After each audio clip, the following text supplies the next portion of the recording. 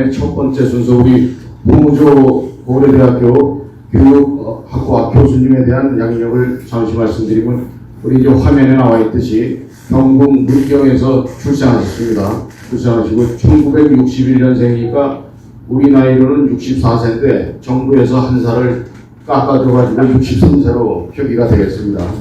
서울에서 초중고를 다 나오시고 고대에서 학사, 석사, 위스콘신 메디슨에서 교육과정학 박사를 학위를 따신 분입니다.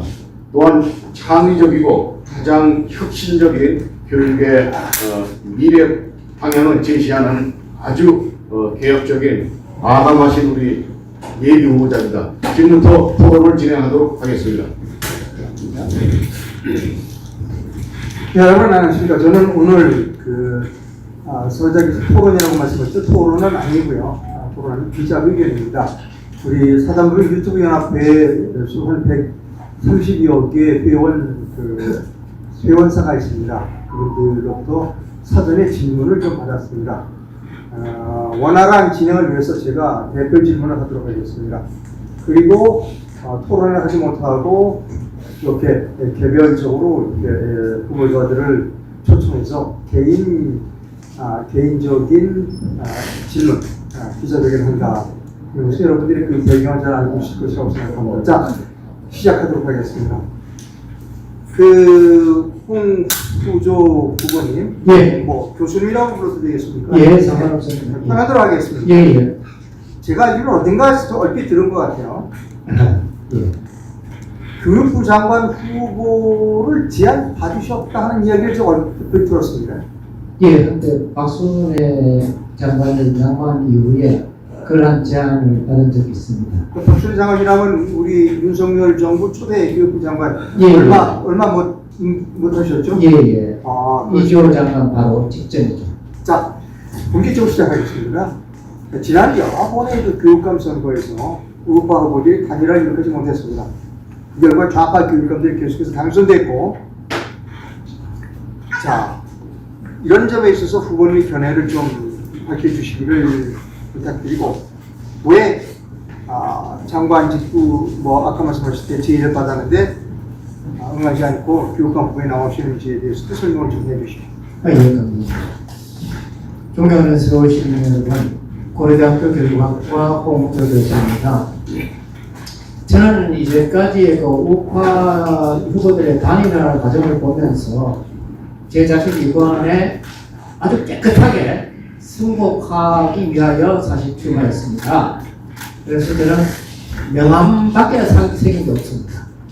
다른 후보들은 보니까 뭐 캠프 조직도 꾸리고 사무실도 내고 비서를 차량에다가 또 뭐 변호사도 대동하고 이런 식으로 소위 말해서 초기 매몰병이 워낙 크니까 나중에 이분들이 정말로 끝까지 완주하는 그걸 물러나기 어려운 그런 부분이 있고요. 또 하나는 미안합니다. 반칙이 참 심하더라고. 제가 들어와 보니까 저는 페어플레이를 하려고 들어왔는데 앞에서는 막 박수 받을 말을 하고 뒤에 와서 정말 손가락질 받을 만한 그런 일을 쓰지 않더라고요. 지금도 우리가 그런 얘기를 서로 합니다만은 우리 상대 후보들에 대한 얘기들이 많이 오가다 보니까 이 본선 리스크가 크지 않습니까? 그런 분들이 어떤 경우는 학폭이라든가 폭행이라든가 폭언이라든가 또는 빚 채무라든가 또 건강이라든가 등등 이러한 것들을 본선 리스크를 안고 있으니까 저 후보가 나가도 되나? 라는 그러한 의문을 가지는 것 같습니다. 아무튼 우리는 결선 이번에 경선에 대한 승복을 해서 단일화로 반드시 해야 되고 거기에 제가 앞장서도록 하겠습니다. 본선에는 리스크 없는 깨끗한 후보가 뽑혀하는 이유라고 할 수 있습니다. 제 출마 동의 첫째로는 이전까지의 교육감, 특히 죄송합니다. 좌파라고 얘기하는 좌파 교육감들이 많지는 교육을 좀 바로잡아야겠다라는 것이 첫 번째고, 두 번째로는 우리 우파 후보들은 그럼 괜찮냐? 제가 보기에는 좌파에 대한 비판을 걷어내면 그 다음에는 정말 교육 본연에 무엇을 회복해야 될지에 대한 내용이 없어요. 그래서 저는 이러한 것을 교육의 질을 높여가기 위해서 출마했다 이렇게 말씀하실 수 있습니다. 다시 말해서 좌파 교육에 대한 비판은 누구나 할 수 있습니다. 그리고 그렇게 해서 우파를 끌어들일 수 있습니다. 그러나 교육 정책이 알차고 풍부해야지 중도층을 또 학부모들을 서울 시민들을 끌어들일 수 있는 중도 확장성이 있는 거 아닌가? 한편으로는 저트롭게 있어야 되지만 더 중요한 것은 교육적 정성이 있어야 된다라고 생각해서 저는 그러한 부분을 지난 40년 동안 연마해 왔기 때문에 그러한 것을 준비한 교육감 후보다 이렇게 말씀을 드릴 수 있겠습니다. 예, 우리 사회는 정치적으로 보면 좌, 중도, 그리고 우 이렇게 그 다양한 스펙트럼이 존재합니다. 우리 홍 후보께서는 본인 스스로가 좌, 중, 우 어느 스펙트럼에 존재하는지 또 학생들에게 동성애 교육과 그다음에 학생 인권 조례에 대한 견해를 좀 말씀해 주시면 이러한 본인의 이념과 신념이 당선 가능한 수준인가 하고 하는 것까지 말씀해 주시겠습니다. 예, 현재 우리나라가 그 좌우 진영으로 갈라져서 죽기 살기로 정말 싸우는 것 같아요. 정말 정치와 시민사회가 정말 안타깝고 그게 없습니다. 이러다가 정말 우리나라가 어떻게 되나 하는 우려들이 상당히 많습니다. 저는 교육이라는 것은 이러한 점에서 다시 말해서 정치로부터 좀 떨어져 있어야 된다 이렇게 생각합니다. 그래서 제 이번에 구호는 정치는 정치인, 교육은 교육 정책 전문가에게 맡겨야 한다. 저는 이렇게 봅니다. 그래야 미래 세대한테 우리가 새로운 기회를 열어줄 수도 있고 또 나라도 지속 발전 가능하다 이렇게 봅니다. 저의 그 입장을 말씀드린다면 저는 자유민주, 자유시장, 기본권 보장, 공평, 지속 가능한 발전, 복지 등의 가치를 추구하는 자유우파이고 친대한민국 애국 집단에 속한다 이렇게 말씀드릴 수 있습니다. 아까 동성애 말씀하셨는데 사실 동성애나 조기성애나 또 젠더 이런 것들은 개인과 사회를 병들게 하고 파괴하는 것입니다. 이를 두고 저희들은 뭐 교육학을 하기 때문에 유전이냐 환경이냐 이런 토론을 합니다. 토론하고 난 뒤에 꼭 제가 이제 마지막에 코멘트를 하죠. 이렇게 하는 거고. 아, 여러분, 그 동성애에 대해서 뭐 이렇게 지지하는 학생들도 있고 그런데 젊을 때는 그럴 수는 있습니다만 제가 보기에는 도덕윤리라는 것은 자기한테 가장 소중한 부모, 형제, 자매에게 적용됐으면 하는 것을 불특정 다수에게 학대 적용하는 겁니다. 여러분, 혹시 동성애가 그리 좋다면 여러분의 부모, 형제, 자매에게 동성애를 권하고 그들이 바뀌어졌으면 그러면 서울시청 앞에 가서 엉덩이를 까든 이렇게 할 수 있다고 봅니다. 저는 그렇게 얘기하면은 전에는 10년 전만 해도 학생들이 하고 수긍을 했어요. 근데 얼마 전부터는 학생들이 교수님 대자이로 붙일 거예요. 대자보. 네. 그런 식으로 이틀막을 하는 거예요. 그래서 저는 이건 참 교육이 어떻게 이렇게 변했을까, 아이들이 왜 이렇게 사나워졌을까 이런 생각을 하고 있습니다. 그래서 저는 이러한 제가 교육적인 경험 같은 것들을 교육의 본질 회복을 염원하는 분들, 더구나 자유민주 옹호 핵심 세력이라고 할 수 있는 제가 보기엔 우리나라에 유일하게 남은 세력은 개신교 세력이 아닌가 어떨 때 그런 생각이 들더라고요. 그런 선거들을 비롯하는 친대한민국 세력들을 모두 저를 지지해 줄 것으로 저는 그렇게 봅니다. 그래서 교육 본질을 회복하기를 원하시는 분들, 그리고 진로권 교육을 바라는 분들, 수도 서울 교육이 나라와 세계를 선도하는 세계 인류 교육을 염원하는 분들의 염원을 안고 제가 출마했다 이렇게 말씀을 드릴 수 있겠습니다. 학생인권 조례에 대해서는 어떻게 생각하십니까? 당연히 폐지해야죠. 그건 학생에도 나쁘고 선생님에도 나쁘고. 학교에서는요, 영어를 써서 죄송합니다만 no discipline, no disciple라는 말이 있습니다. 다시 말해서 훈육이 없으면 제자가 없다. 한마디로 그렇게 말씀하시겠습니다. 그런 점으로 우리는 할아버지가 손주를 또는 아버지가 자녀를 또 삼촌이나 이모 고모가 조카 진료를 가르치듯이 어떻게 그걸 가르칠 때는 두께만 가르칠 수 없죠. 어때는 잘못하면 따끔하게 눈물이 쏙 빠지도록 할 때가 있어야 됩니다. 그렇기 때문에 훈육 없는 교육은 제자를 못 기른다 저는 이렇게 봅니다. 자, 이제 교과서에 대해서 좀 여쭤보겠습니다. 예. 이제 우리가 초등학교 사교과서를 보면 예. 민중미주 사관이 판을 치고 있다. 그렇죠. 그런 주장이 있습니다. 또 교사 선생님들도 예. 전교조 선생님들이 상당히 많이 학교에 그렇죠. 계신다. 예. 이에 대한 부분의 대책은 무엇인지 좀 말씀해 주십시오. 참으로 난감합니다. 저는 한 4, 5년 전부터 우리 저 뒤에 계십니다만 이메일 교수님이나 김병환 소장님 여러분들하고 또 역사학자 이런 분들하고 제가 두려수도원의 김진호 목사님의 도움을 받아서 계속해서 한 20여 차례 이런 이제 활동을 했어요. 그래서 우리나라 사회 또는 역사 교과서가 어떻게 되어 있는가를 사실 살펴봤습니다. 제목을 좀 살펴볼게요. 예. 교과서에 나타난 역사 왜곡이라는 책을 쓰셨어요. 예. 교과서에 나타난 역사 왜곡이라는 또 책을. 이런 책도 있죠. 이 책은 제목이 이것은 대한민국 초등 사회 교과서가 될 수 없다. 예. 이것은 대한민국 초등 사회 교과서가 될 수 없다. 잠깐 설명 주시죠. 왜 교과서가 될 수 있는지. 실제로 이런 책들을 보면은요, 기본적으로 민중사관학과 통일사관 등등 이러한 것들로 인해서 우리나라 역사가 실패한 역사로 우리나라는 떠나지 말아야 될 나라인 것처럼 정말로 우리가 1945년에 제국주의에 의해서 그것이 이제 식민지가 다 이렇게 해방되면서 대부분 나라들 143개 중에 대부분 나라들은 공산국가라든가 왕조국가로 또는 전체주의 독재국가로 다 그걸로 해결했거든요.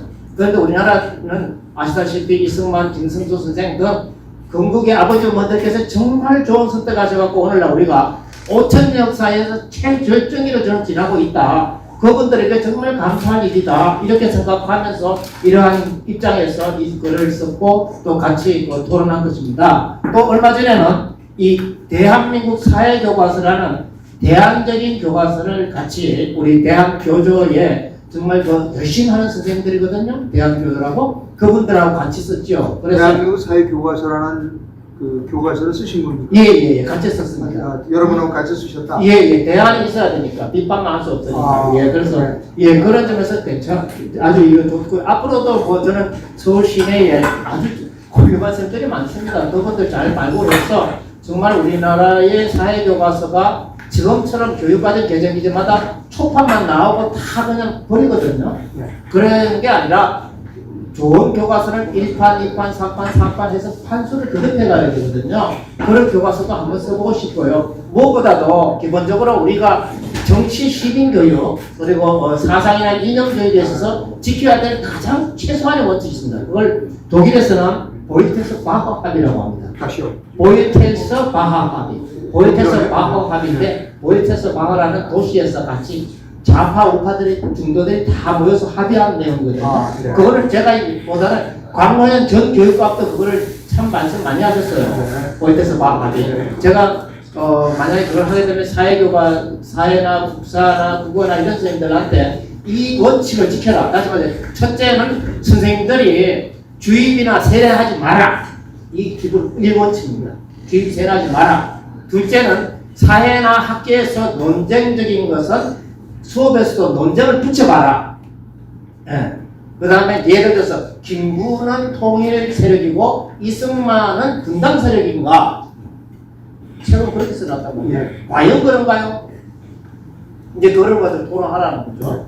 그리고 이제 세 번째는 학생들의 관심이나 흥미를 보고 그들을 존중해서 그들이 정치적 그런 행동이라든가 그런 것들을 고양시킬 수 있는 그 원칙.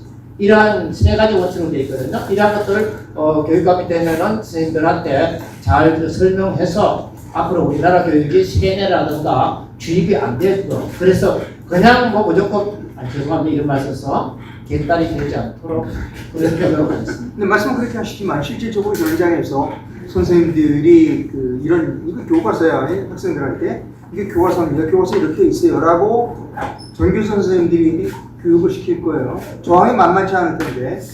글쎄요, 제가 보기에는 저는 그렇게 봅니다. 이게 계속해서 교실에서는 물론 학생 눈높이에 맞춰서 잘 가르쳐야지만 교육 정책이라는 것 이거는 학부모 눈높이거든요. 학부모들은요 심지어 자기가 종국 주석하라 하더라도 자기 자녀 어디다 유학 보냅니까? 미국이나 자유우방국가에 유학 보내잖아요. 다시 말해서 그게 자기 자녀에게 장래에 도움이 된다는 얘기거든요. 그러면 우리는 거기에 맞춰서 교육을 해야 되지 앞에서는 종국 주석과 얘기를 하고 뒤로는 자기 자녀는 빼돌려갖고 거기다가 미국에다 유학시키고 이런 모순적인 일을 하면 안 되잖아요. 그죠? 그런 점에서 학부모 눈높이에 맞게 이러한 교육도 이루어져야 된다. 그렇게 말씀드리고 싶습니다. 예, 다음으로 넘어가겠습니다. 예. 우리 홍 후보님, 홍 교수님의 교육 정책 공약이 살펴보니까 100개가 넘어요. 101개 정도 되는데 이런 내용이 있습니다. 수도 서울 교육을 세계 으뜸 교육으로, 그것은 5 최만족 교육.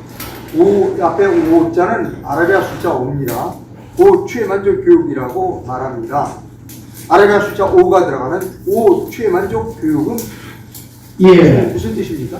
저는 그 미래 세대와 나라를 살리는 서울 교육을 어떻게 해야 되는가에 대해서 지난 40년 동안 같이 고민해 오면서 그 중에 일부를 우리 서울 교육에 적용할 수 있게 100가지를 추려본 것입니다. 그래서 제 구호는 수도 서울 교육을 세계 으뜸 교육으로, 이때 5가지 최를 하는 것은, 첫 번째는 최대 포용입니다. 교육 약자들이죠. 학교 밖에 거리에 있는 청소년들, 또는 홈스쿨링 하는 사람들, 검정고시 하는 사람들 등등, 이런 사람들을 잘 포용해서 최대한으로 포용한다. 예. 그런 점에서 최대 포용이고요. 그리고 그런 학생들도 우리 납세자의 자녀잖아요. 그런 점에서 동등하게 납세 혜택을 받도록 하기 위해서 가급적이면 바우처 제도랄까 이런 것들 좀 시범적으로 도입해 봤으면 합니다. 두 번째로는 최적의 학습 기회입니다.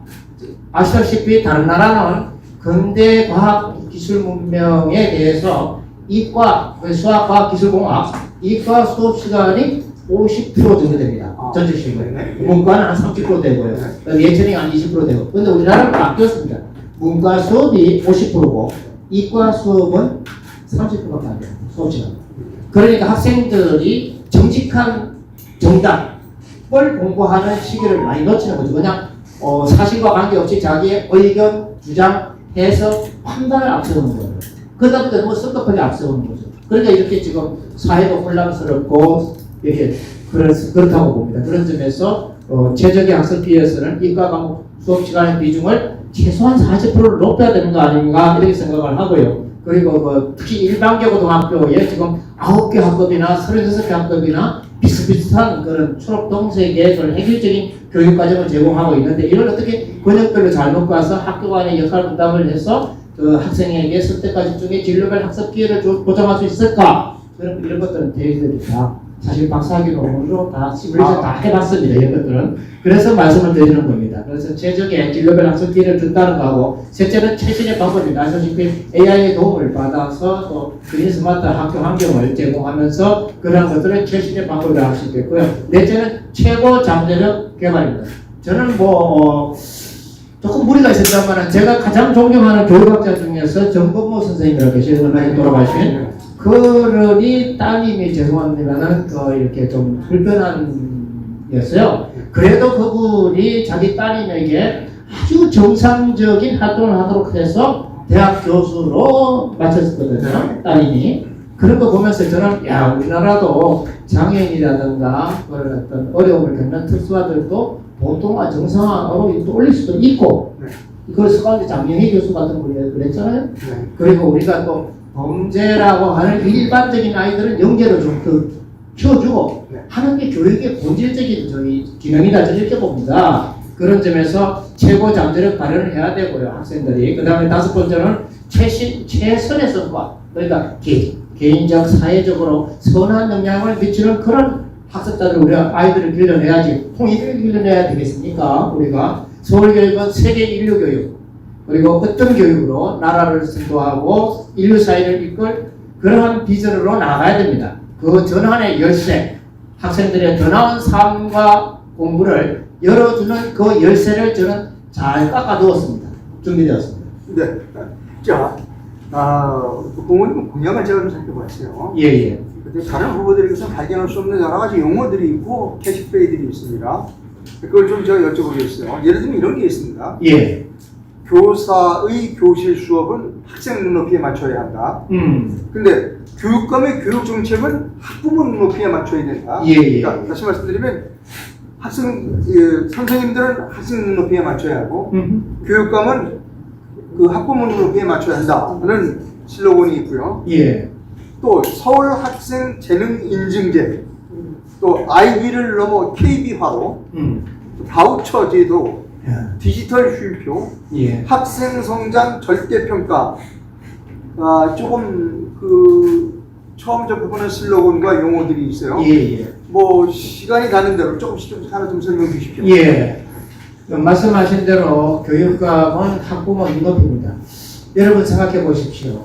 어느 학부모가 자기 집에 서가에다가 생생한 성행위 장면, 동성애끼리 키스하는 장면, 또 뭐 콘돔 사용법 등등 이러한 것들이 들어있는 사진이나 이런 그림을 가진 그런 책을 자기 서가에 꽂아둡니까 부모가? 그렇진 않겠죠. 그렇죠. 네. 자, 저는 그 학부모 논조에 그런 거라고 봅니다. 학부모들이 그러는데 제가 만약 교육감이 되면 제일 먼저 첫 번째 할 사업은 한 달 동안 기회를 주겠습니다. 열을 주겠습니다. 지금 17개 공공도서관이 있고 그리고 학교마다 도서관이 있고 그리고 학교마다 학교 본부가 있어요.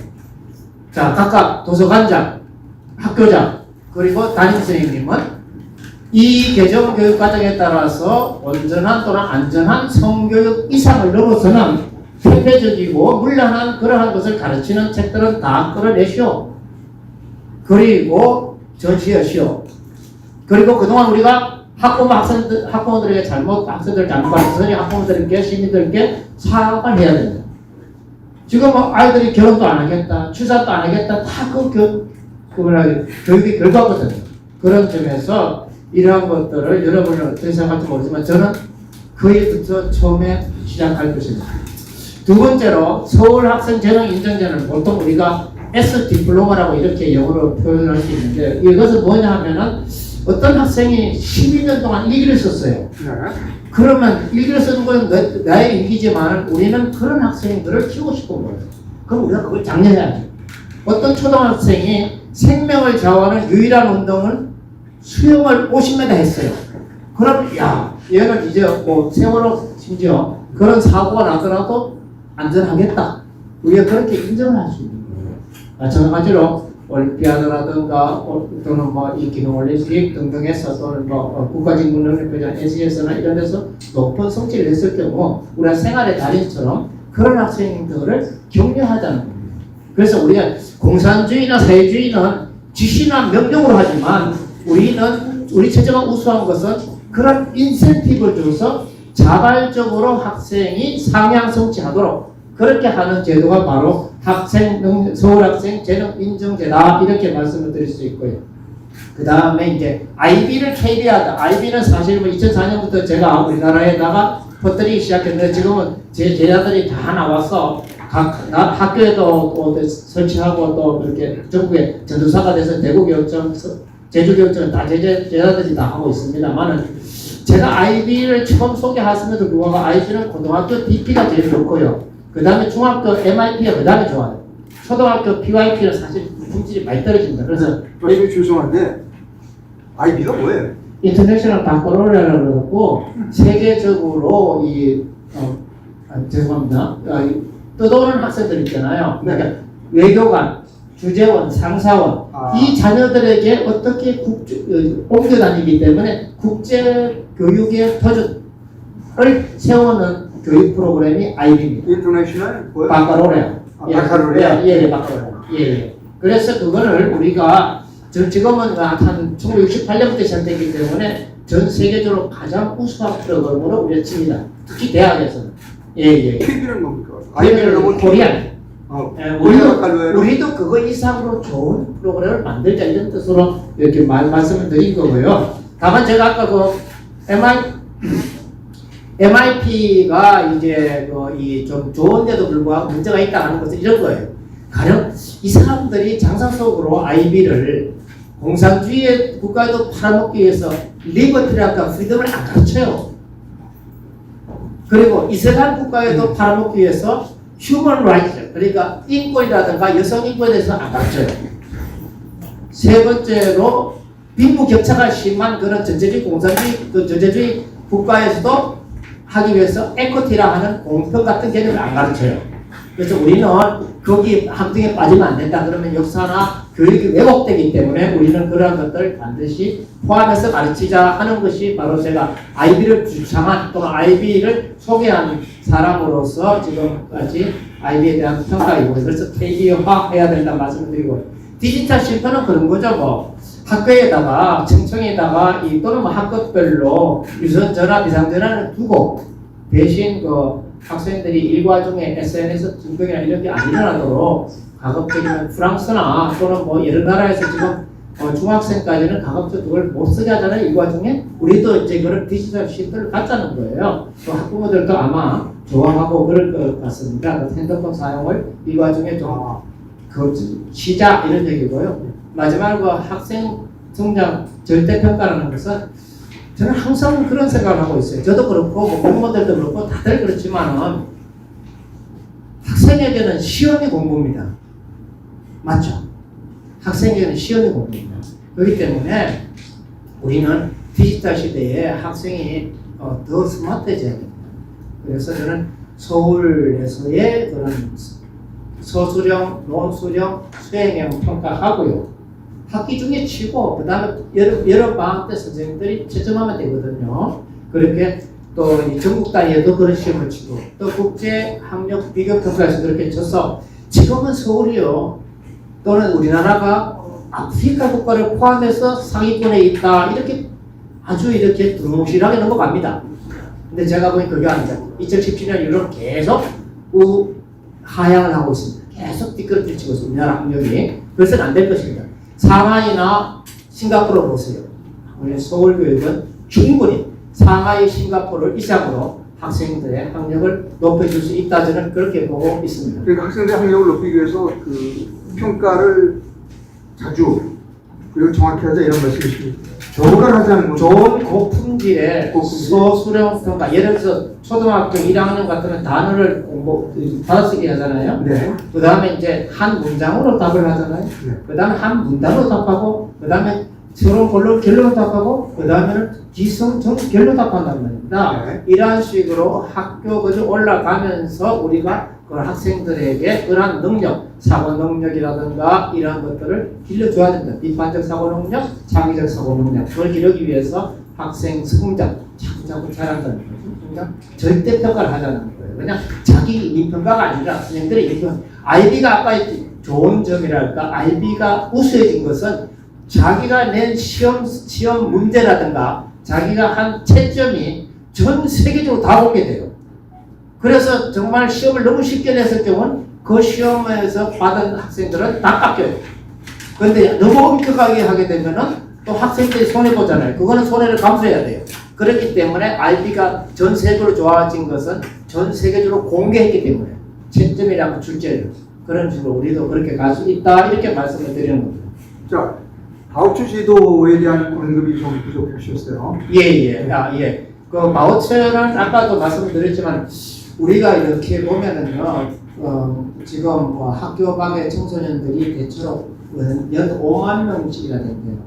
그리고 사실 대안학교를 가든지 홈스쿨을 하든지 또는 뭐 종교계 분설학교에 가든지 또는 뭐 검정고시를 학원 다니든 그런 학생들도 공부하고 학습하는 상황이 있을 때 우리는 그것들을 못 보충해야 되냐? 저는 아니라는 거예요. 그런 점에서 학습 비용을 우리가 좀 도와주고 또 어떤 경우는 예를 들어서 고등학생이 됐는데 집이 가난해갖고 한 번도 해외 못 나가봤어요. 그럼 첫 여권, 첫 해외 탐방은 누가 도와줘야 될까요? 저는 우리 사회가 교육감이 다른 엉뚱한 돈 안 쓰고 그런 가난한 학생들에게 그런 기회를 줘야 되지 않겠나. 갑자기 제가 말이 울컥해지는데 그래야 되지 않겠나. 저희들도 가난한 시절을 겪었잖아요. 그죠? 겪었기 때문에 그런 학생들에게 길을 열어주자 하는 것이 바우처입니다. 자, 그 바우처에 대해서 제가 조금 더 깊게 여쭤보겠습니다. 그 교육 상품권이라고 불러도 됩니까? 뭐 그렇게도 말씀하실 수 있지만은 제가 보기에는 교육비 지불 보증 수표라고 흔히 이렇게 얘기합니다. 교육비를 그렇게 학생한테 주는 게 아니라 그 돈을 그거를 교육기관에 갖다 내면은 교육기관에서 교육청으로부터 그 비용을 받고 학생들을 교육하는 거죠. 예. 그래서 다들 하겠습니까? 제가 보기엔 첫 번째는 학생당 경비가 얼마 되지 않지만 학생당 경비, 학교당 경비나 학급당 경비를 다 못 주더라도 학생당 경비부터 차근차근 바우처 제도를 실시하는 것이 교육복지에 맞지 않느냐 저는 이렇게 봅니다. 자, 지금 여러분 시청자분께서는 사단법인 유튜브 연합회가 주최하는 서울시 교육감 예비보좌 출마 기자회견 내용을 시청하고 계십니다.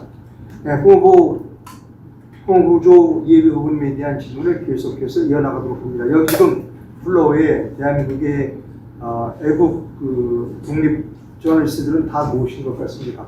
자, 계속하겠습니다. 예. 자, 후보님 공약 중에 학교 선생님 되어가는 부분이 있습니다. 예. 아까 지금까지 좀 학생들에 대한 얘기만 하셨어요. 예. 이제 선생님에 대한 말씀이 이제 들어가야 될 부분이에요. 예. 우수하고 예. 열의가 있는 선생님, 예. 또 교직원, 예. 공무직을 격려하겠다. 네. 무슨 뜻입니까?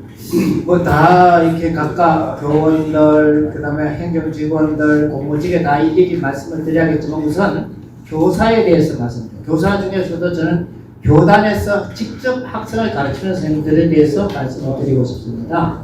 제가 저기 교육학을 공부하면서 헛소리를 안 하기 위해서, 홍에 뜬구름 잡는 얘기를 안 하기 위해서 젊을 때 산업체 부설학교라는 아주 열악한 환경에 여고에서 시립여고라고 여고에서 2년간 교무부장 교사를 했어요. 그때 이제 교감선도 안 계셨기 때문에 제가 교감을 대리했는데 그때 제가 선생님한테 부탁을 했어요. 한 손으로는 교과 수업 지도하시고 다른 한 손으로는 학생생활 진로 지도를 하십시오. 다른 모든 외부에서 오는 공문이나 지시 같은 건 제가 다 받아내겠습니다. 라고 하면서 선생님한테 본업 충실을 하십시오. 라고 제가 주문을 했습니다. 잡무를 없애드리겠죠. 그렇습니다. 그래서 그럼 잡문 누가 했냐? 네. 제가 처리했죠. 매일 똑같은 학교 이름이 뭐냐, 주소가 어떻게 되냐, 학급이 몇 달로 학생이 몇 명이냐 하는 건 똑같은 얘기잖아요. 그래서 일단 다 집어넣었어요. 그래서 리더교육청으로부터 혼났죠. 그래도 저는 교사는 본업에 충실해야 된다고 봅니다. 그리고 제가 보기에는 언젠가는 공문도 생산하는 사람들이 줄어야지 사실은 공문이 없어집니다. 네. 공문을 생산하는 사람들이 학교밖에 얼마나 많습니까? 우리나라 보면 국교위, 교육부, 17개 시도교육청, 176개의 교육지원청, 460여 개의 직속기관, 거기에 무수하게 많은 교육 분야의 소위 목소리가 큰 분들이 거기 있어요. 그러니까 학교에서 교사와 학생이 가르치고 배우는 이러한 것들은 삐점이에요. 다시 말해서 어떻게 거꾸로 된 거죠. 주객이 전도된 거죠. 우리가. 그런 교육 현실을 좀 바꿔야 되지 않겠나 저는 그렇게 봅니다. 그래서 우수하고 열의 있는 선생님들이 보통 우리나라 그래요. 특히 공립학교 선생님들 같은 경우는 15년 차에 장학사 시험을 치잖아요. 그러면 수업을 떠나서 학생을 떠나서 교실을 떠나서 학교를 떠나서 거기 나가갖고 교사로 있으면 평생 공무원 7급 되고 갔거든요.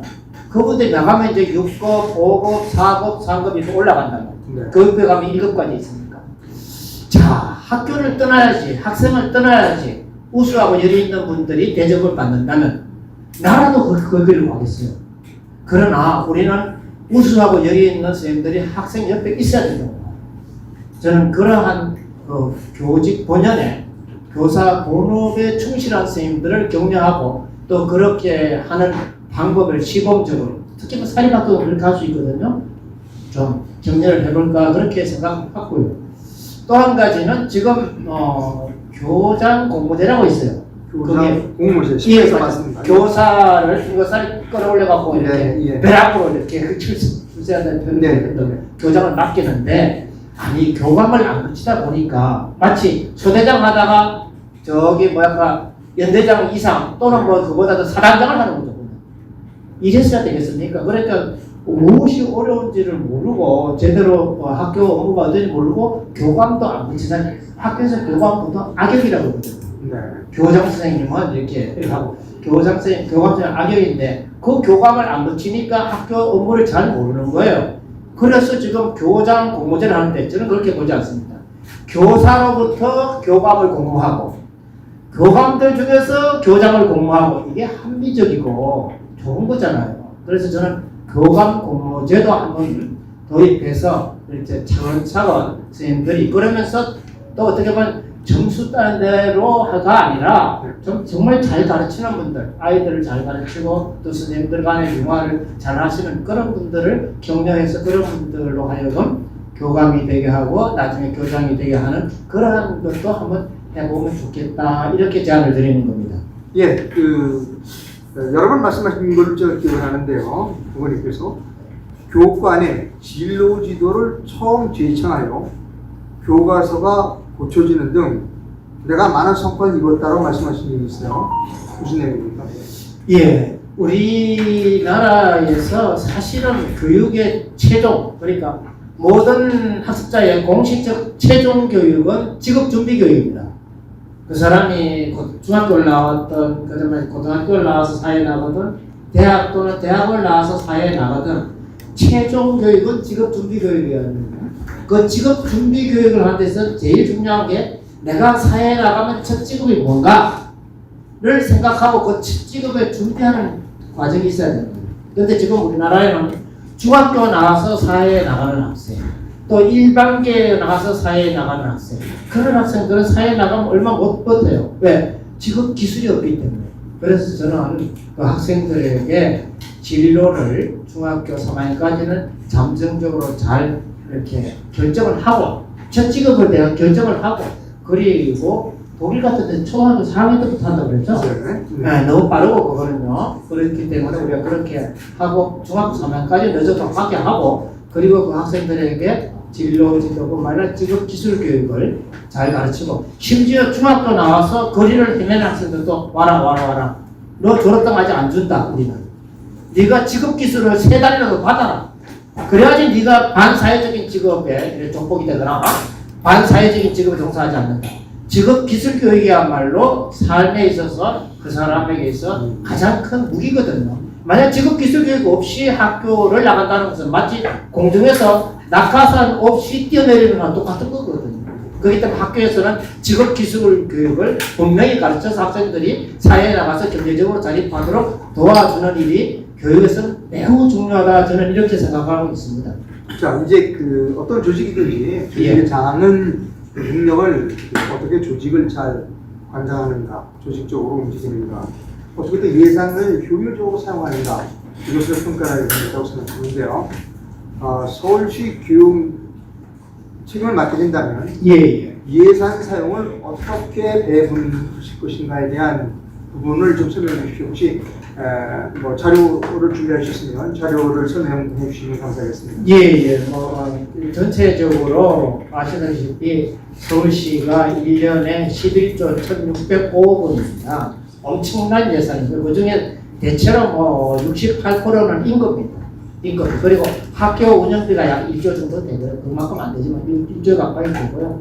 그리고 또 이렇게 교수학습 비용이 또 그 정도 되고요. 그것이 가장 큰 거죠. 그다음 시설비가 또 한 8천억, 9천억 되니까 대체로 한 1조씩 되는 게 한 4개 그룹이 있습니다. 그러니까 임금이 제일 많고 그다음에 학교 운영비, 시설비, 그리고 학교에서 교수 학습비 이런 것들이 제일 큰 비중을 차지하고 있습니다.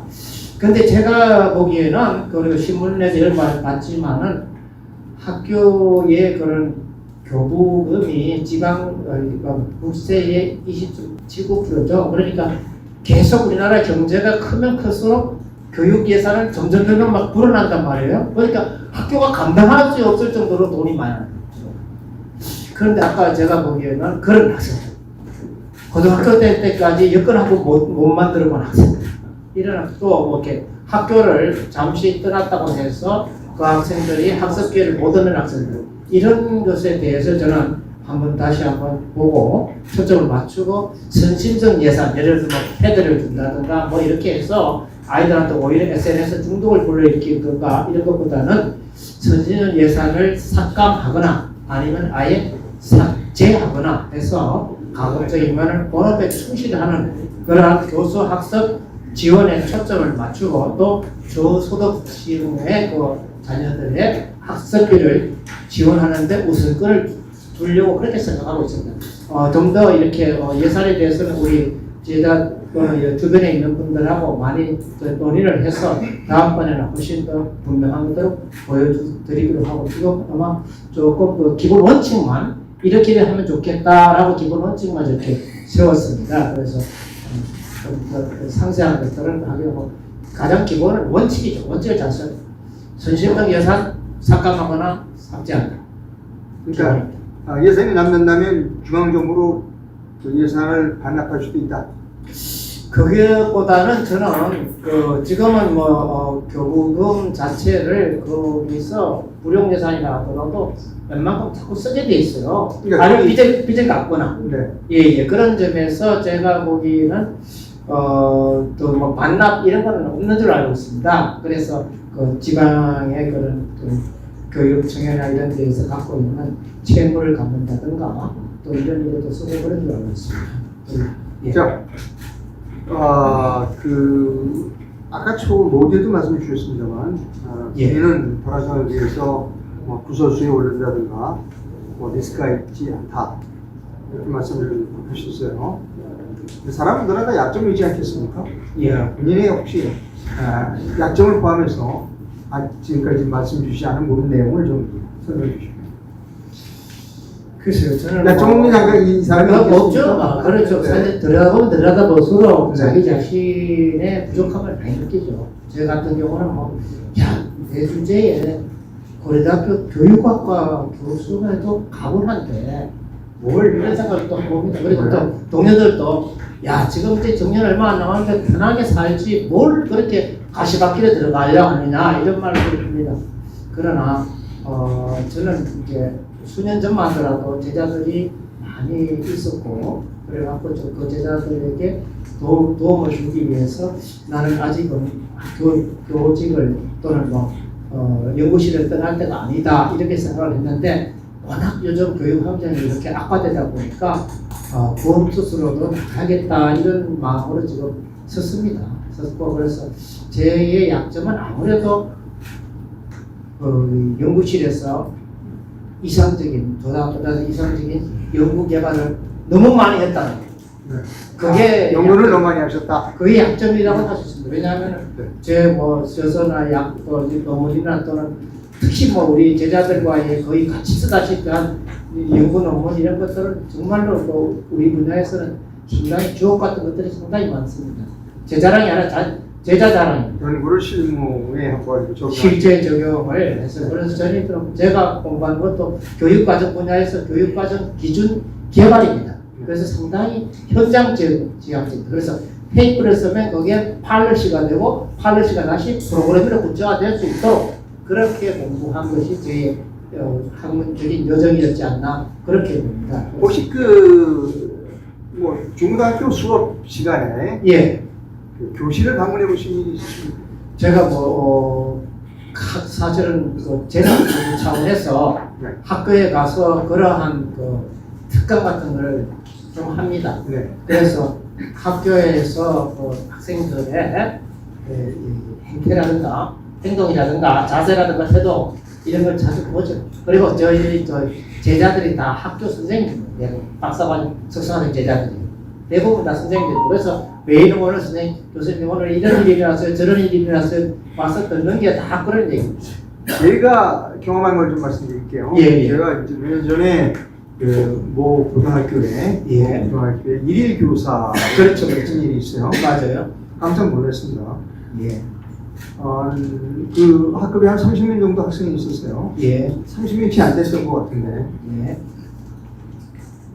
대부분이 자요. 아하. 네. 제가 직접 경험한 거니까 예. 반 좀 3분의 1 정도가 자는 것 같았고 3분의 1 정도가 다른 일을 하는 것 같았어요. 제가 하는 이 수업에 관심을 갖고 집중하는 학생 한 3분의 1 정도? 그것도 많이 하셨네요. 그러니까 제가 그 강의를 잘못해서 본 겁니까? 아니면 일반적으로 학교가 그런 지금 상황입니까? 지금 제가 알기로는 소위 말해서 학생인권 조례 이후로 그리고 무시험, 무과제, 무운영 이후로 학교는 먹고 놀고 자는 것으로 저는 그렇게 변했다고 봅니다. 다시 이거를 우리가 전환하지 않으면 나라에든 개인이든 우리 사회에든 희망이 없지 않나 그런 점에서 우리는 다시 이걸 되돌려야 된다 그렇게 생각하고 제가 이번에 출마를 한 겁니다. 학생한테 제가 물어봤어요. 다른 학생한테. 아니 저 학생은 왜 지금 자느냐. 그랬더니 그 학생이 아니 쟤는 계속 자요 수업 시간에. 그래서 아니 그럼 나 일일 교사니까 상관없지만 저 학생 계속 자면 그 학교 선생님들은 쟤 안 깨우느냐. 그랬더니 대답이 충격적이었어요. 내비둬요. 안 깨운다는 겁니다. 이거 알고 계십니까? 예. 어떻게 얘기해요? 그대로 안 깨울 겁니까? 아닙니다. 저는 그렇게 생각하지 않습니다. 우리는 학생들에게 희망, 학생들에게 목표, 학생들에게 꿈을 다시 심어줘야 됩니다. 그리고 우리들이 그들에게 있어서 일종의 그런 사명, 미션 이런 것도 심어줘야 된다고 봅니다. 자, 우리가 한 세대 만에 또는 두 세대 만에 5천년 역사상 가장 최절정의 나라를 만들었다. 자, 다음 세대는 여러분한테 바톤을 누가 주려고 한다. 여러분 그 바톤을 이어받아야 된다. 여기 노벨상 후보자도 나와야 되고 올림픽 그런 가서 또 메달 딴 사람도 나와야 되고 기농올림픽에 가서 정말 우수한 성적을 내는 사람도 나와야 되고 각자 자기 분야에서 360도 방향에서 우리 학생들이 꿈을 안고 나갈 수 있도록 저는 아까 뭐 서울 학생 재능 그런 뭐랄까 이 인증제와 같은 그런 걸 통해서 예를 들어서 꼭 뭐 이렇게 잘 먹고 잘 살고 낼 게 아니라 수화와 점자를 배워서 봉사하는 활동 우리는 그런 학생들도 격려해야 되거든요. 그게 이제 서울 학생 재능 인증제라고 제가 제안한 것인데 그런 식으로 우리는 다시 그 학생이 열심을 가지고 한창 집중해서 공부해야 되잖아요. 그것을 우리가 다시 덜 깨워야 되지 않겠나. 그래서 흥미나 관심이나 소질이나 적성이나 진로를 밝히 알 수 있도록 그걸 찾아두는데 더 많은 노력을 기울여야 되지 않겠나 이렇게 봅니다. 예. 제 개인적인 경험을 좀 더 말씀드립니다. 이제 예. 저희 아들은 뭐 벌써 많이 커서 지금 뭐 진짜까지는 안 보내는데 고등학교 다닐 때 얘기입니다. 오전 수업밖에 안 해요. 어느 학교라고 말씀 안 드리겠습니다. 예. 아니 뭘 오전 수업만 하려고 그랬더니 자기네 학교는 오전 수업 끝내고 오후에는 학원에 가라고 오전 수업밖에 안 한답니다. 아셨어요? 예. 어떻게 하실 거예요? 저희들도 학교 다닐 때 주요한 교과목에 대한 그런 이 시험 준비를 위해서 이 선생님들이 자습을 시키는 경우가 많았습니다. 소위 말하는 시험에 안 나오는 과목 공부를 그렇게 시켰죠. 그런데 아시다시피 우리나라의 대학 입시랄까 이런 교과목들이 진로별로 타당하지 않아서 그래요. 우리나라는 대학 입시를 만들 때 설계할 때 신뢰성도 있고 또 형평성도 있고 또는 뭐 여러 가지로 잘 만드는 객관성도 있고 만드는데 타당성이 없는 거예요. 그러니까 예를 들어서 의사 되는데 어떤 공부가 제일 필요합니까? 묻는다면 만약에 수술하는 외과 의사한테 바느질 솜씨겠죠. 예를 들어서 칼 솜씨고 또는 뭐 하체가 튼튼해야 되고 또는 뭐 혼내려야 되고 이런 것들이 중요하잖아요. 그런 식으로 우리가 해야 되는데 그런 진로별로 타당한 입시를 아직 못 만들었기 때문에 그냥 국영수 중심 또는 더 나가서 국영수 사과 중심으로 입시를 그렇게 객관적이고 신뢰롭게 만들었을 뿐이지 투명하게 만들었을 뿐이지 타당한 입시를 아직 못 만들었기 한목적적인 입시를 못 만들었기 때문에 아이들에게 길을 못 주고 있다고 저는 그렇게 봅니다. 자 이제 3분 정도 시간이 남았습니다. 예. 혹시 제가 질문에서 빠진 게 있다든가 시청자 또 유권자 여러분들에게 꼭 드리고 싶은 말씀 있으면 한 2분 정도의 우선 말씀해 주시면 감사하겠습니다. 고맙습니다. 수고 많았습니다. 예, 저 수고 많으셨습니다. 네. 예, 존경하는 서울 시민 여러분, 그리고 학부모 여러분, 우리 그런 정말 현장에서 애쓰시는 우리 선생님, 그리고 행정직원님, 그리고 공무직 선생님들, 정말로 노고가 많으십니다. 여러분들의 노고가 우리의 젊은 학생들, 다음 세대들에게는 빛이 되고 그들에게 토대가 될 것입니다. 그런 점에서 감사를 드리고 저는 곧 이제 할아버지가 되지만 저는 사랑 가득한 할아버지로서 또 정성 어린 교육자로서 또 실력 있는 교육 전문가로서 서울 교육을 나라와 세계를 선도하는 어떤 교육으로 나가도록 하는데 제 신명을 다 바쳐 일할 것을 약속드립니다. 자, 찾아보십시오. 13명이 출마했습니다. 거기에는 정치가도 있고요. 거기에는 그냥 떠내기 같은 사람도 있고요. 누가 교육 전문가고 누가 교육에서 현장에서 잡혀가 불렀고 누가 교육을 이렇게 바꿔보겠다 하는 비전을 갖고 있습니까? 찾아보십시오.